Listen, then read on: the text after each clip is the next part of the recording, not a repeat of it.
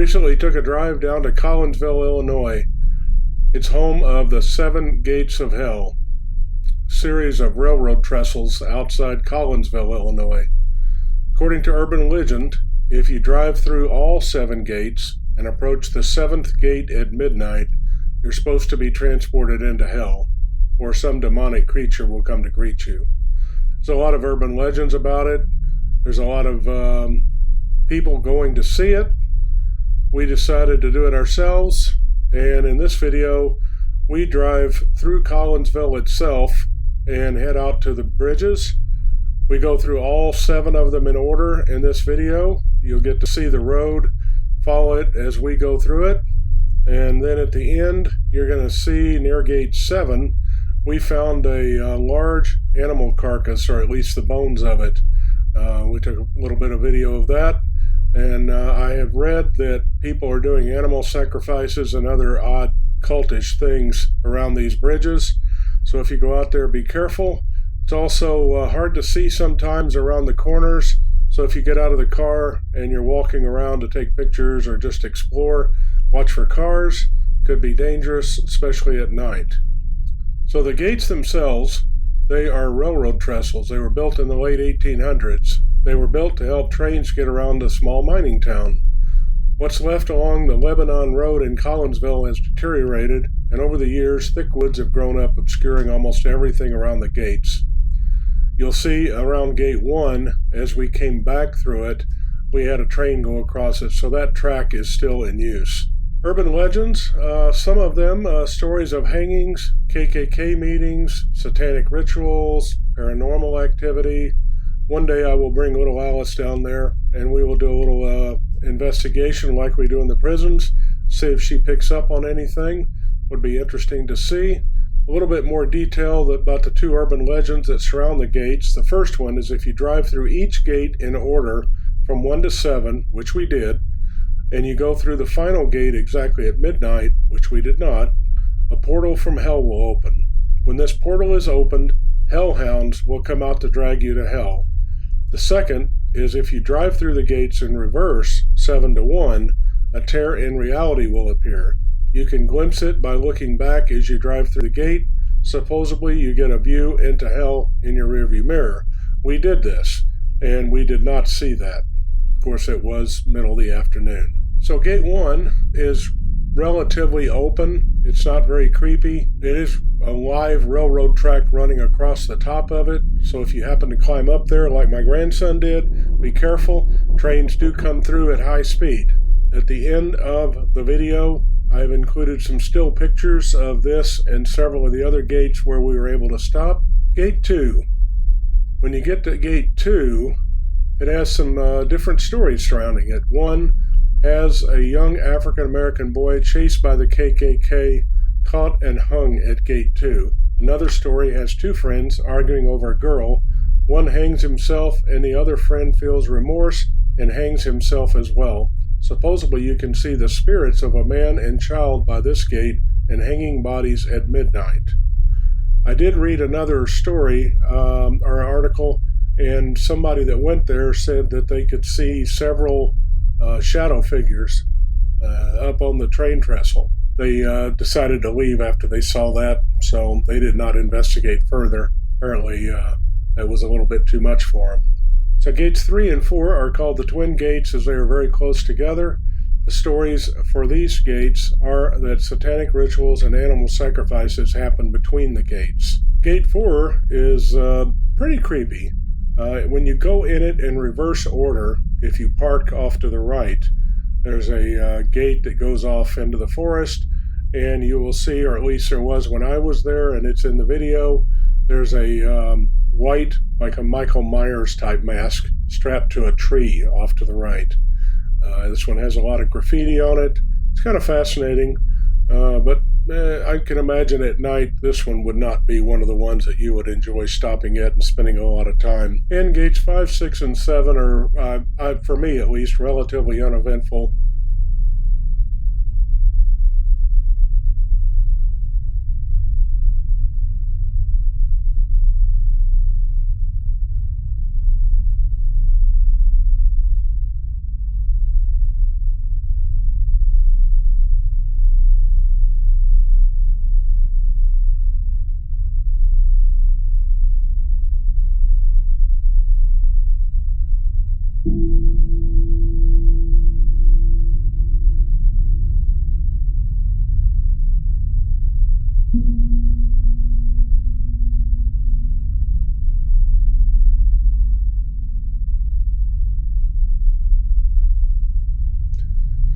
approaching gate 1, and I'm going to leave you now with a little light music and let you enjoy the video.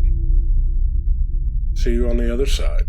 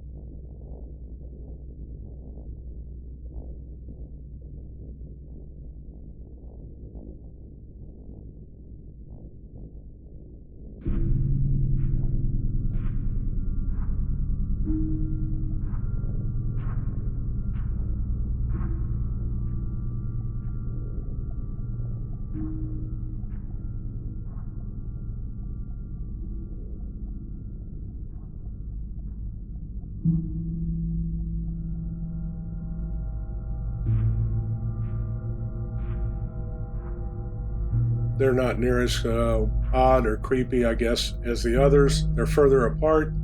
And anyway, as you go through them, you'll see some graffiti.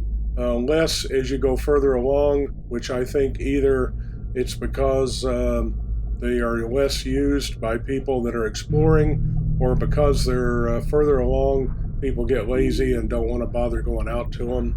Not sure, but definitely the first four have by far the most graffiti. And for us, we had nothing weird happen except for finding the dead animal. Looked like a cow, maybe. It's pretty good sized. And other than that, it's a nice drive.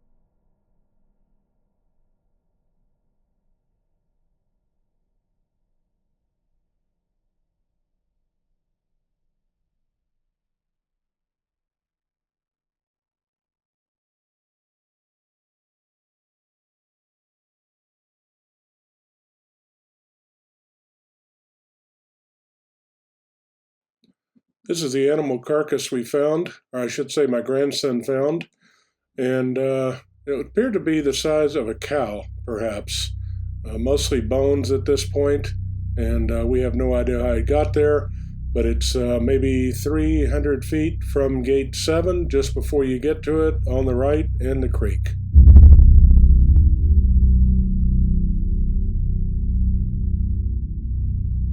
Here we are going to drive gates 4 through 1, which I thought were the most interesting, in reverse order. You see the mask on the tree, and here we go through gates 4.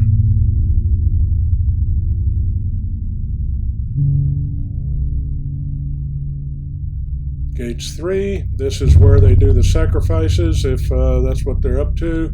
Some of the different satanic rituals are in between 3 and 4.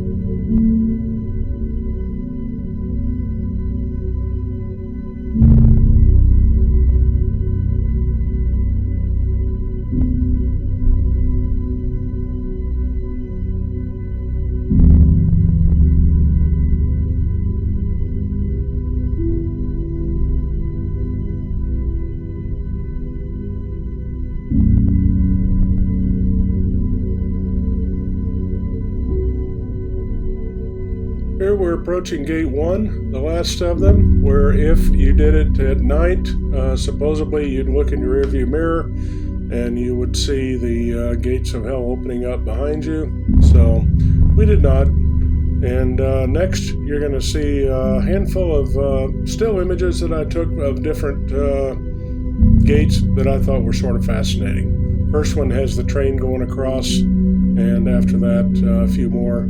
Enjoy, and hope you enjoyed this video, and take care. Bye-bye.